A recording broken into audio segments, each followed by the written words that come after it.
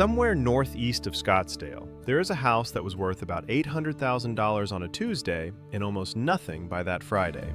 Nobody broke in, nothing burned, the roof held, the mountain view out the back was exactly as gorgeous as it had always been. The only thing that changed was one fact underneath the property that not a single person in that neighborhood had been told to check when they signed.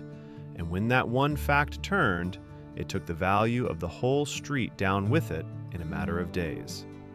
I want you to hold that image because it is not a freak accident. It is a preview. The same quiet force that gutted that house is lining up right now under a whole set of Arizona towns, and it is going to shape which of them are worth anything 10 years from now. And almost none of it is visible in a listing, in a walkthrough, or in the asking price. Here is the part that makes this hard for me.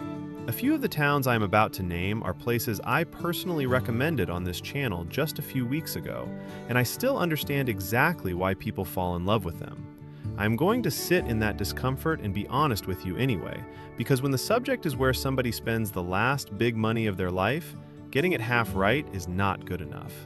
So this is 8 Arizona towns, or in one case, a whole kind of property, where the risk to your home's value over the next decade is real, it is documented, and it hides at the precise moment you are writing the check. And I promise you a mechanism every single time. I am never going to just point at a place and tell you to be afraid. Fear without a reason is useless, and this channel does not trade in it. One rule before we start. I will not tell you any town is going to lose some exact percentage. Nobody on earth knows that, and anyone who gives you a clean number for a house price 10 years out is guessing and betting you will not notice. What I can do is show you the force, show you how hard it is pressing, and show you what already happened when it pressed somewhere else. Then you decide. That is the honest version of this. And right away, let me kill the panic, because the most important fact in this entire video cuts against the title. Arizona is not crashing. I dug through the statewide numbers and they simply do not support hysteria. In the spring of 2026, the typical home listed across Arizona sat around $468,000, and that was down only about 3.5% from a year before. That is a market cooling off, letting out a breath. It is not a collapse, and most serious forecasters expect the state overall to hold roughly flat or drift up a little. So if the state is basically fine, why are we here? Because a statewide average might be the most quietly misleading number you will ever be handed. It is the temperature of the entire ocean. It tells you nothing about the one patch of water you are about to wade into.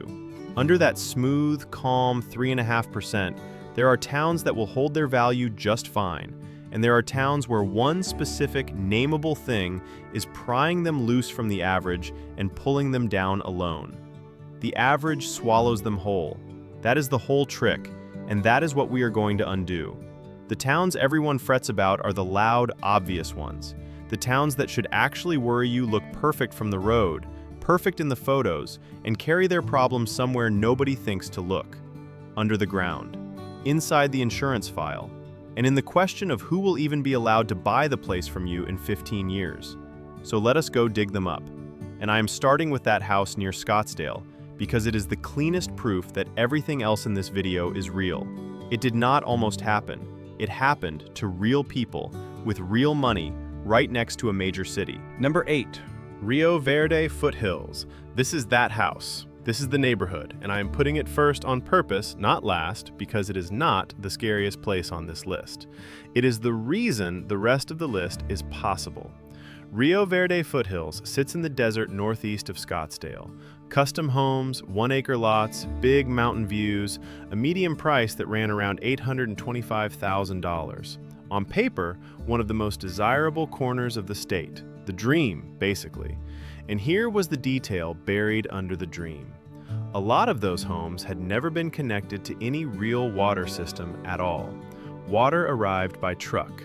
It had for years, so smoothly that buyers barely registered it as a risk, if they registered it at all. Then, on the first day of January 2023, the city of Scottsdale, wrestling with its own shortage on the Colorado River, stopped selling water to the haulers, and several hundred households turned the tap and got nothing. Now ask the question that matters for a video about property value. What is a beautiful $800,000 house worth on the afternoon it has no water and no guaranteed way to get any? For a while, the answer was brutal. Almost nothing. Sales froze. Buyers vanished. People who needed to sell simply could not. It took a lawsuit, a new state law, and the better part of a year of fighting before a dependable supply came back and values could even start to breathe again.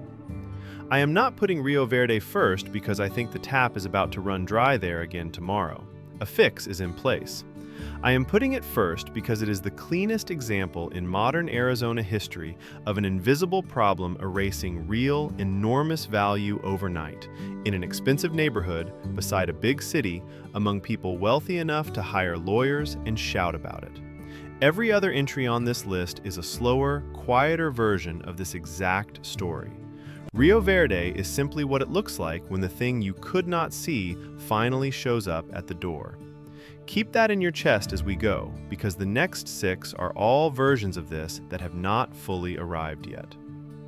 Number 7, Willcox. And here is where I have to eat my own words, so I am going to do it cleanly and not weasel out of it. I recommended Willcox. On a recent video, it was one of my towns where retirees quietly thrive, and I gave you real reasons. It is cheap.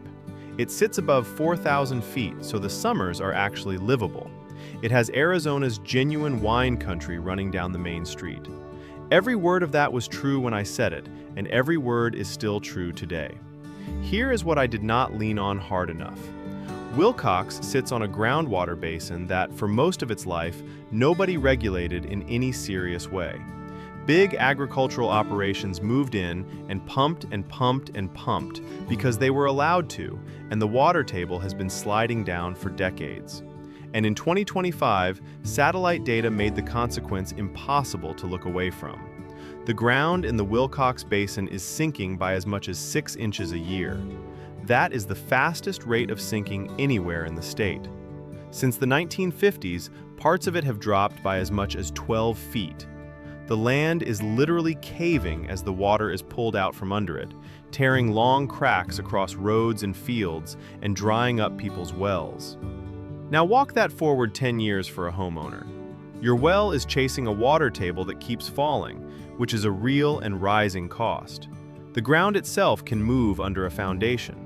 And as this story travels, and it is traveling fast, the pool of people willing to buy a house perched on a sinking, over-pumped basin shrinks, and a smaller buyer pool always means a softer price.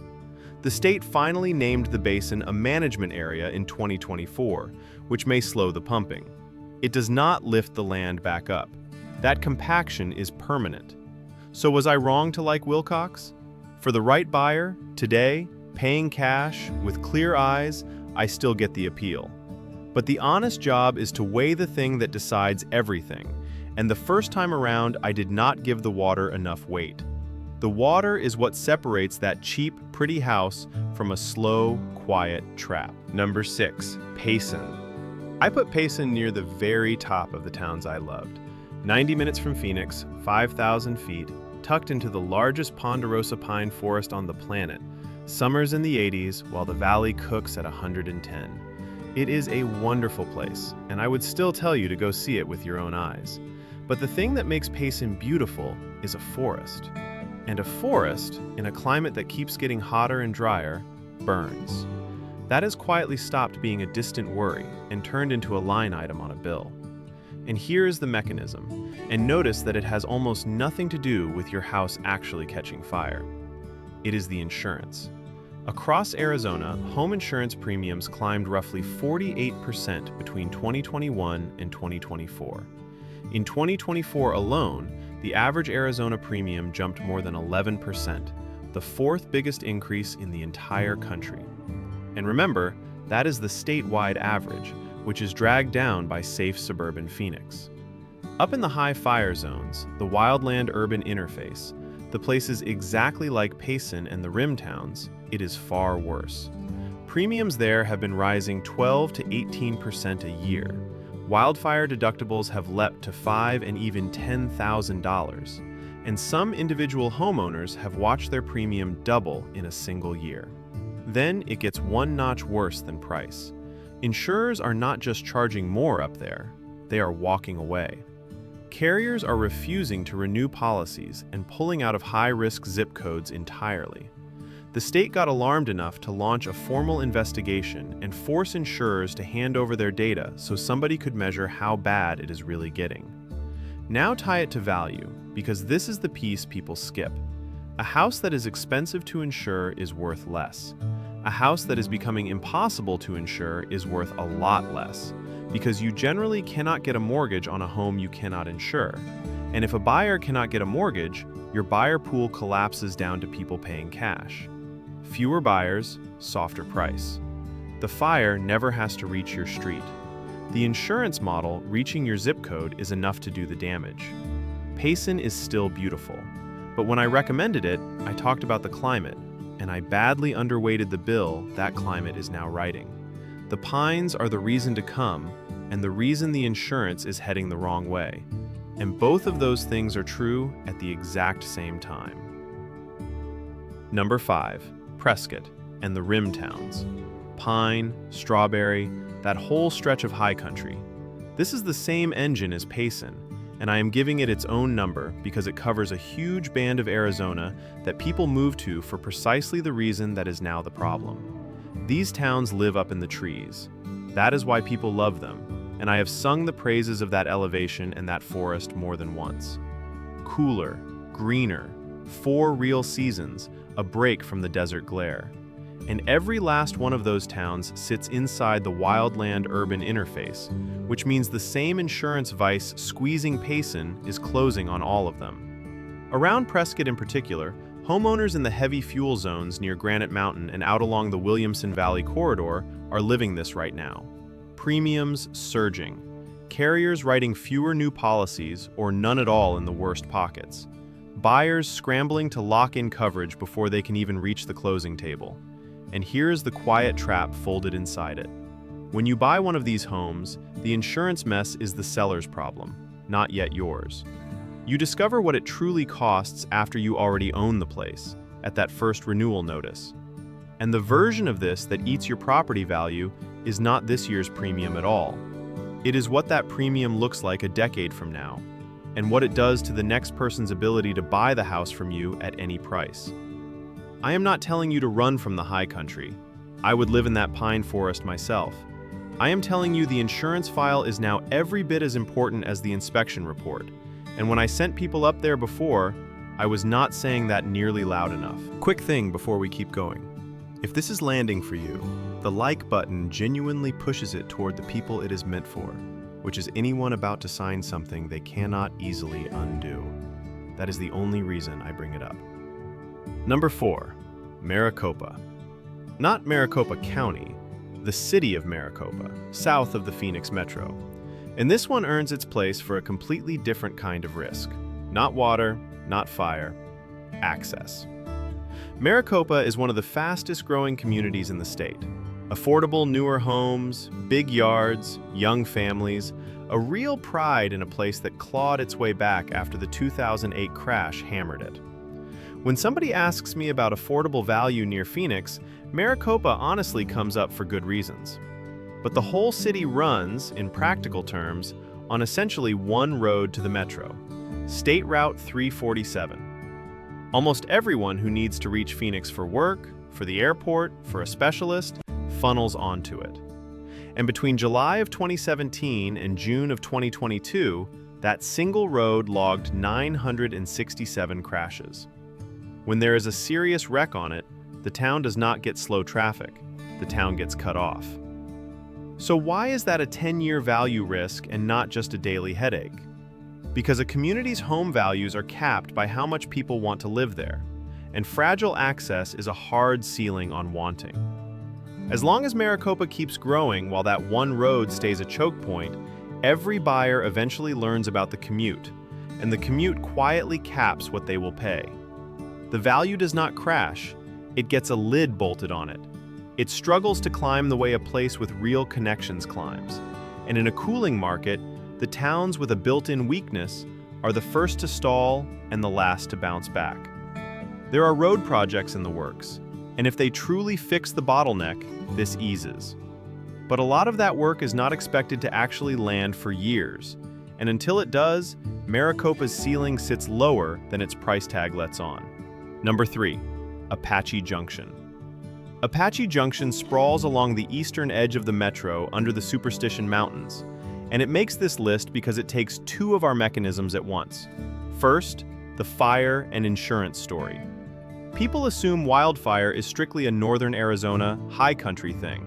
It is not.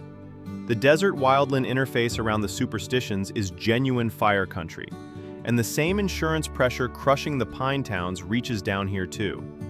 Second, and bigger for this particular town, the housing itself. A large slice of Apache Junction grew up as older manufactured and mobile homes, much of it built in the 1970s and 80s for winter visitors. And that kind of housing carries a very specific value problem. Older manufactured homes do not hold value the way stick-built houses do. Many of them sit on rented land, which is its own quiet trap, because you can own the home and not the dirt beneath it, and that ground rent can climb every year. They are harder to finance, harder to insure, and in these brutal and worsening summers, an older unit with a tired air conditioner is a genuine liability, not a refuge. Stack it all up. Aging housing that naturally depreciates, land you may not even own, rising insurance, and punishing heat. All inside a market that is already softening.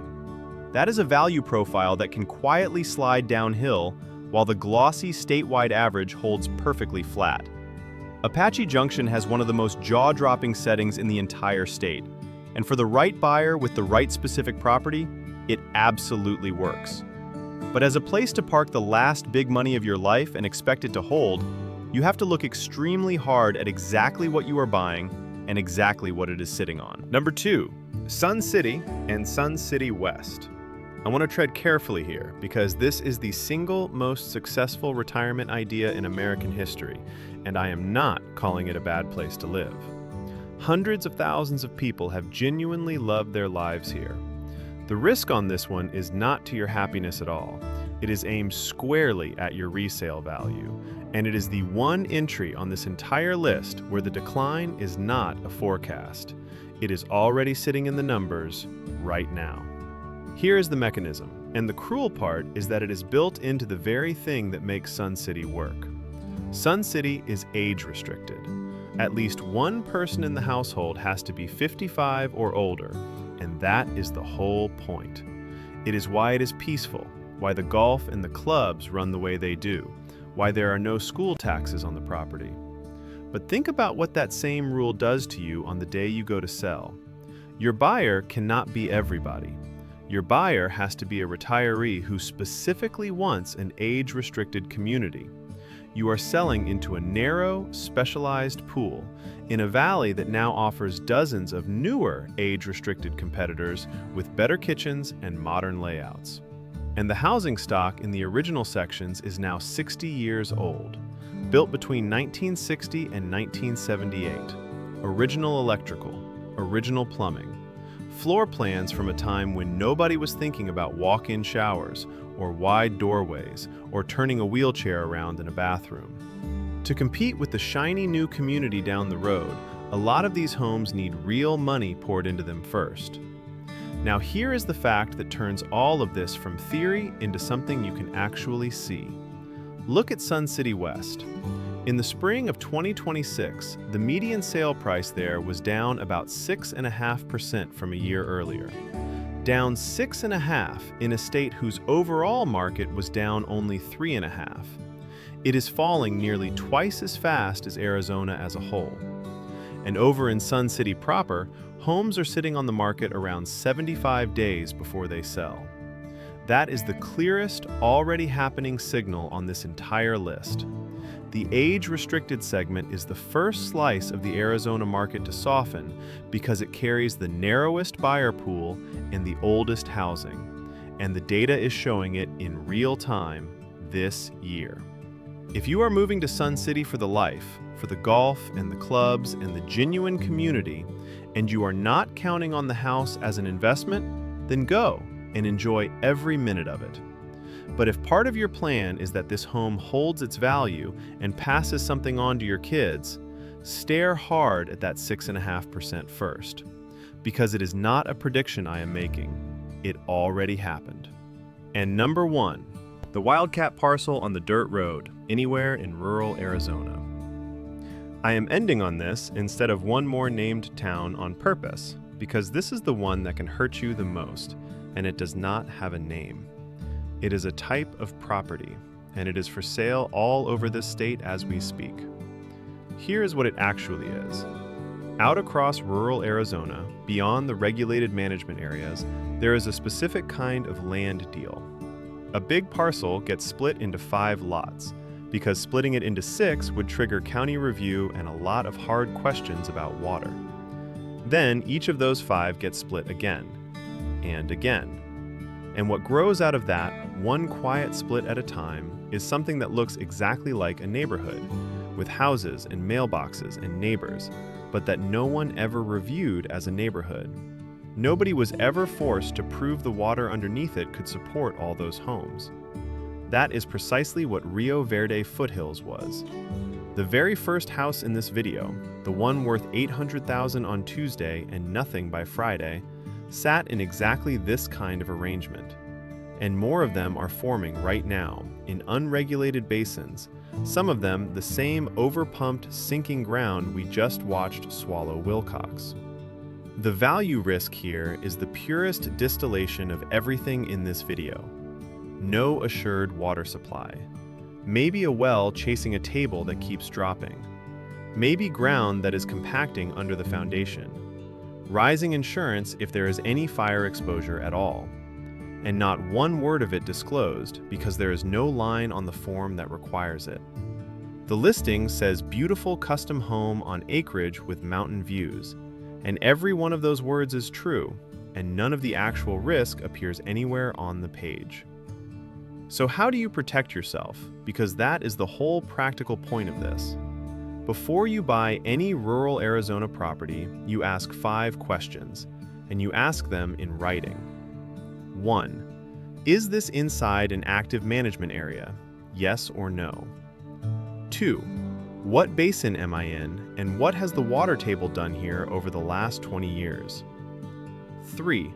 If there is a well, how deep is it and when was it drilled? 4. Is this land in a wildfire zone, and can I actually get insurance on it, and at what price? And 5, the one almost nobody thinks to ask. What happens to this house if the water arrangement it quietly depends on stops? Because the people in Rio Verde could not answer that last question either, right up until the morning the tap ran dry. And if you have lived any of this yourself, a well that went dry, an insurance renewal that doubled, a basin you watched drop, put it in the comments. I mean that. Somebody reading is about to make this exact decision, and 2 honest sentences from you will land harder than anything I can say from here. Here is the thread running through all 8 of these. Every single one looks completely fine from the road. Every single one looks fine in the listing. The heat you can feel, the view you can see, but the thing that actually decides the value, the water under the ground, the insurance in the file, the buyer pool a decade out, is invisible at the precise moment you sign. And look at what just happened in this video. 3 of these, Willcox, Payson, the Rim towns, are places I genuinely recommended a few weeks ago and still see the beauty in. Nothing about them got worse as places to live. What changed is that I looked harder at what decides their value over 10 years, and the honest answer rearranged the picture. That is not me flip-flopping on you. That is what doing the homework properly actually looks like, and I would rather hand you the fuller story a little late than the simple story confidently wrong. So treat the statewide average as a starting line, never as an answer. Ask the invisible questions out loud. And buy the town whose specific, nameable risk you have looked dead in the eye and decided, with clear eyes, that you can live with. If this was useful, subscribe, because the next one flips this whole thing on its head. Not which towns are quietly at risk, but which towns are actually underpriced right now, today, because the entire market is scared of the wrong thing. The mistakes cut both ways, and there is real value hiding inside the fear. That is exactly where we go next.